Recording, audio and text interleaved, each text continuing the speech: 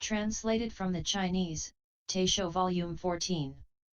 Number 475. By John R. McRae, 1947–2011. Translator's Introduction. The Vimalakirti Sutra, Vimalakirtinirdesa-sutra, is renowned in contemporary world Buddhism for its breathtaking exposition of the Mahayana doctrine of nonduality, and justifiably so. The text imparts its penetrating insight by first elaborating the manifold nuances of this doctrine in finely honed formal language, next by demonstrating the ideal in exquisite philosophical repartee, and then by dramatizing its lofty understanding in the climax of Vimalakirti's thunderous silence. Doctrinally, the Vimalakirti Sutra elaborates ideas deriving from the perfection of wisdom, Prajnaparamita, literature and stated more formally in the treatises of the Madhyamika school. Spiritually, the demonstrative quality of Vimalakirti's silence, and the vivid interactions between him and his interlocutors, imply a deep connection with the later development of the Chinese Chan, Japanese, Zen, school as well. The intellectual charm of the doctrine of non-duality is only heightened by its being situated in such a spectacular religious world. This is no coldly analytical treatise, no harshly systematic rehearsal of religious dogma, but a lively and inventive depiction of religious dialogue that palpably sparkles with humor, insight, and frequent eruptions of the miraculous. This last quality might be ignored by modernist readers, but its effects are too important to allow the tendency to go unchallenged. A fantastic congregation, including incredible arrays of gods, celestial bodhisattvas, and other beings, is assembled within Vimalakirti's tiny chamber, where they sit on magnificent thrones of unimaginable size, all without jumbling up against each other, and entirely without contorting the dimensions of the ordinary world. The level of impossibility escalates even more when this congregation is then host to an entirely separate world system, complete with its own mountains and continents, rivers and oceans, which Vimalakirti grasps as easily as a potter throwing a lump of clay. And to match this incredible assembly there are miracles aplenty, beginning with heavenly flowers raining from above and instantaneous gender reversals, leading up to the spectacular vision of a galaxy far, far away, where the reigning Buddha teaches by means of fragrance rather than words. To top all of this off, a one-bowl serves all take-out meal from that world of fragrance is used to feed and instruct Vimalakirti's guests. I wonder about the possible efficacy of a chocolate dharma, but that divine substance is nowhere mentioned. Though moderate in length, the scripture is certainly magnificent in the scale of its vision. At the heart of it all, of course, is the figure of Vimalakirti. Throughout the course of the scripture he is identified as a great bodhisattva who formerly lived in the pure land of the Buddha Aksaibhya, but who has chosen to be reborn in this world in order to teach the recalcitrant sentient beings here. His current identity as householder is but a pose he has assumed, just as his current illness is but a skillful means he has adopted. Both are simply devices by which to teach sentient beings. The householder identity is manifestly impossible. He is celibate but has children, goes to brothels but is chaste, is rich but without desire, etc. The immense improbability of Vimalakirti's person is undoubtedly part of this religious appeal. Chinese readers were fascinated with the figure of Vimalakirti, and it is usually said that he represented a type of religious ideal with which unordained literati could identify. Here was a rich an educated layman who could outperform everyone around him, except, of course, the Buddhas themselves, in every conceivable form of endeavor. He enjoyed every imaginable privilege, yet used his energies solely for the benefit of the community around him, a type of service that resonated with Confucian social ideals. No doubt the popularity of the scripture in East Asia has something to do with this congruence with indigenous social ideals and the fascination Chinese Buddhists and interested intellectuals had in a figure of such diverse and remarkable talents. We should not overlook the active role local clienteles played in determining the selection of Buddhist texts that were presented for them in Chinese translation. The residents of East Asia were not passive recipients of Buddhist missionary activity, but very proactive consumers. In contrast to the relative obscurity of this text in India and Tibet, where there is no record of even a single commentary nor even of any art historical imagery based on it. From at least the 3rd century of the Common Era, the Vimalakirti Sutra became one of the favorites of the East Asian tradition.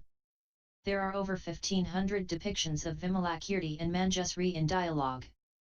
Known from East Asian painting and sculpture traditions, as well as a series of influential commentaries, and innumerable occasional references to the text and its ideas in both religious and secular writings. This is but one example of the manner in which East Asian Buddhism draws on the universalistic themes developed in the Indian homeland of the religion, even as the overall configurations of the Mahayana in South and East Asia are so profoundly different. It would be wrong, though, to exaggerate the importance of the Vimalakirti Sutra in China, Korea, or Japan. Although it seems to have been used continuously throughout the East Asian Buddhist tradition, both temporally and geographically, there are obvious limitations in the manner of its use. First, even though the text, like many other Mahayana Buddhist scriptures, recommends its own recitation, there is precious little evidence that it was ever very popular as a devotional text, one to be recited for religious benefit. The Lotus Sutra, Sadharmapundarakajitra, and the Pure Land Sutras, Sukhavati-Vyahajitra, Amate-Urdhayana Sutra, are good examples of sutras used in this manner, of course, and even the massive flower garland sutra, Buddhavada-Saka Sutra, was used in the same way.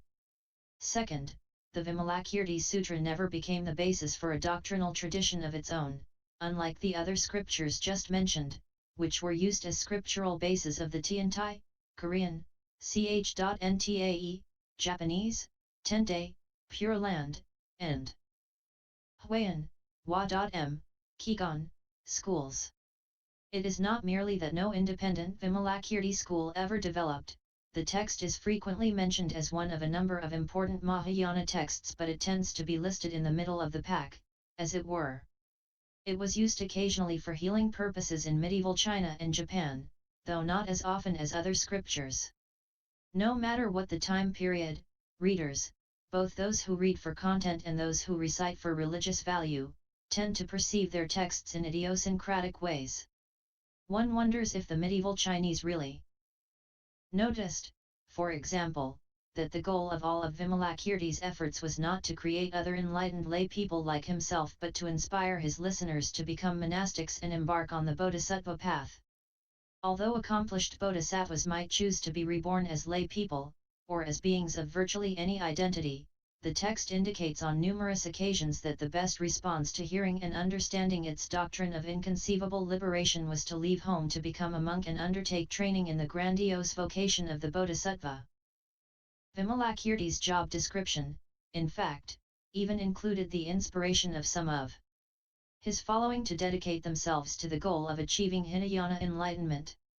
Although the Mahayana goal of Anuttara Samyaksa Bodhi, complete, perfect enlightenment, was clearly the highest religious ideal presented, for beings of lesser capacity to select lesser targets was not a failing but an appropriate collateral benefit.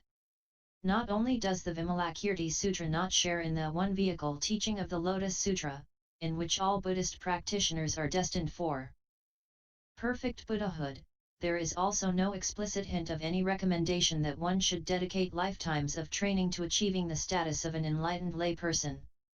Modern readers are very interested in the scene in which a goddess upstages the stodgy Sravaka or Hinayana monk Iraputra. In a dramatization of the Vimalakirti story that I saw in San Francisco in the summer of 2000, in which life-size puppets were used to represent the dramatis personae, the highlight of the performance came when the goddess transforms the bodies of herself and Iraputra into their contrasting genders, depicted by a quick change of the puppets' heads. From our perspective, this is an important statement of a traditional Buddhist attitude on the status of women, and thus a meaningful religious statement. However, although I have only begun to browse through the Chinese commentarial literature on the Vimalakirti Sutra, it seems that medieval Chinese interest in this scene was rather different from ours. Whereas for modern people this is primarily a statement about gender, for medieval Chinese, and, I suspect, other East Asian readers it was primarily a statement about emptiness. Translating the Vimalakirti Sutra has been a joy, in no small part because of the inherent interest of the text itself, including not only its specific doctrinal formulations but just as importantly its dramatic flair and sense of humor. As well, though, the immense pleasure of preparing this English rendition comes through the great resources that are now available. The present translation is an English rendition of the Chinese translation by Kumarajiva, 350-409 or 413, or rather by the team of Kumarajiva, which included such famously gifted students as Seng Zhao, 373-414, and Daos Hung, 360, 434. My goal has indeed been to represent the Kumarajiva version of the Vimalakirti Sutra, to create an English version that provides access to the text as it might have been understood by 5th century Chinese readers. One implication of this decision is that I have rendered the terminology as it occurs in Chinese, without attempting to represent what may have been the underlying Indic, either Sanskrit or Prakrit, terminology, except of course where Chinese characters are used to transliterate the Indic sounds. For example, where klisa might better be rendered defilement, the Chinese equivalent of fanao is given here as afflictions, because that is what the characters mean. And where the fourth skandha, sa.skara, is best rendered conditioning forces or impulses based on the Sanskrit, the Chinese counterpart seeing is given as processes. Although I obviously do not have direct access to the mind of medieval Chinese readers, I have made frequent use of the DUY-MA-Chen T Shinshu Daizakyo Volume 38, number 1775, 327A420A, the joint commentary to the Vimalakirti Sutra left by Kumarajiva, Seng Zhao and Daos Hung, and I have tried to render the sutra in the way that it was understood by these primary figures of the translation team. To be able to consult this commentary, which assembles the comments of the chief translator and his primary assistants in the very translation project involved, was for me a remarkable experience. Practically speaking, I was unable to consult the joint commentary for every line, but I did check its contents when the Chinese phrasing of the sutra itself seemed questionable in some way. Only rarely if at all did the commentators answer my questions directly, and sometimes, especially toward the end of the text, when the density of their comments decreases, they offered no clue whatsoever. However, in a refreshingly large number of cases some feature of their remarks allowed me to make a choice between reasonable alternatives, to create a suitable English analog to their understanding. I have also frequently consulted the two other extant Chinese translations of the Vimalakirti Sutra, the first, Taisho No. 474, by Zhi Qian, fluid 220-252, and the other, Taisho No. 476, by the famous 7th century pilgrim Xuanzang, 596, 664. On rare occasions I have also consulted the commentary on this later translation by Xuanzang's disciple Ji, often referred to as Koji, 632-682, the Shuo Wuqiuachen Jingshu, Taisho No. 1782, in the terms used within the sutra itself. I have frequently sighed in exclamation at the unprecedented quality of this arrangement. Another aspect of how enjoyable this translation project was is the fact that all the extant relevant Chinese texts are now available in well-proofed electronic versions. As a result, my standard practice has been to type the English translation into a word processing file on the computer screen, alongside text editor windows containing the Zhi Qian, Kumarajiva, and Xuanzang translations and the joint commentary of Kumarajiva, Seng Zhao and Daos Hung.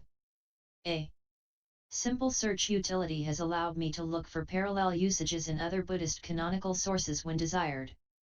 This is the first time I have been able to do translation work in such a manner, and I must express my profound gratitude to the Chinese Buddhist Electronic Text Association, SPETA, www.cbeta.org, for making this possible. The Vimalakirti Sutra has already been published 4 times in English translation, and I made some use of these resources in preparing the present English text. Of these 4 versions, only 2 are of the Kumarjiva text, and unfortunately neither is of sufficient quality to justify its extensive use here. Charles Luck's older rendering is too freely interpretive to be of help, and in addition he frequently becomes confused regarding the grammatical construction of the original. Burton Watson's recent translation is better grammatically, but his intentional lack of attention to Buddhist technical terms undermines his effort, eliminating a great deal of its intrinsic religious interest.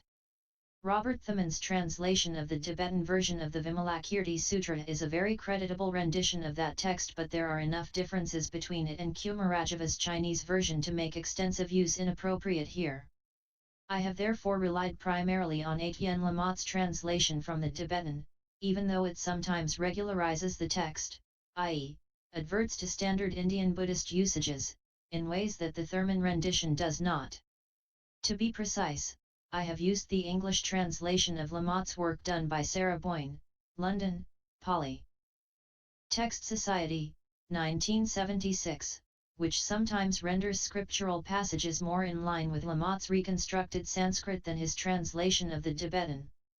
The preceding characterizations are based in part on Jan Nadier's The Teaching of Vimalakirti Vimalakirtinirdesa, a review of 4 English translations, Buddhist Literature 2000. 234-58. For understanding the Chinese grammar of the Kumarjiva version I have consulted the DUY-MA-CHET, a useful modern Japanese translation by Jakido Takasaki, in his Enkosho Kawamura's DUY-MA-CHET, Shiyaku Bonten Chomen Kyo. Shuryaganzamai Kyo Vimalakirti Sutra, Questions of the Brahma, Deva, Visasantai Sutra, and Oura.Gamasamadhi Sutra, Manjukyutan Manjusri Scriptures No. 2, Tokyo, Daiso Shuppen, 1993, in spite of its emphasis on readings drawn from Lamotte and the Tibetan translation. Recently, a Sanskrit manuscript of the Vimalakirti Sutra has been discovered, and I have acquired transcriptions of selected passages through the kind assistance of Yoshiyasu Yonezawa of Taisho University. Chapter numbers and titles are as in the Taisho edition. Section numbers imitate those in Lamotte, varying only where Kumarajiva's text differs from the Tibetan version followed by Lamotte. End introduction.